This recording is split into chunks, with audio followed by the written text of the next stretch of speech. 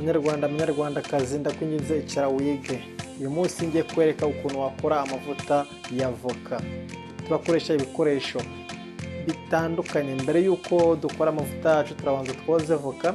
Niturangiza koza avoka nk'uko mubibona turazisatura. Turangiza gusatura turazitandukanya n'ikibuto ndetse n'ibishishwa. Niturangiza kuzitandukanya n'ibishishwa n'ikibuto cya avoka, ikintu turakora turahita tuziponde zinoge ku buryo nta kinombe na kimwe kirasigaramo. Mbere yuko dukomeza kanda subscribe ubundi bwo ibindi bize inyuma. Ndakwinginze mbabarira ukande subscribe. Subscribe ni inkunga ikomeye. Urazishyira mu safiriya uvange mpaka zihinduye isura nk'uko mubibona, urangiza uzikure mu safiriya.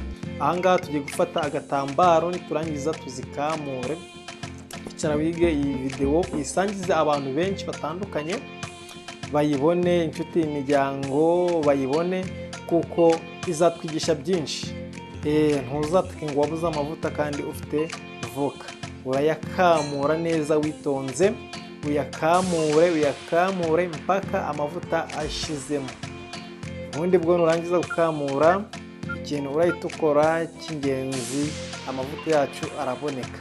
Nurangiza gukamura urafata akayunguruzo, sinzi niba mukumva, ukamure uyungure ayo mavuta yawe kugira ngo aze asa neza. Urabona ibi biroroshye. Ndakwinginze nyaboneka mbabarira unkorere subscribe no gukandaho amasegonda. Ciao.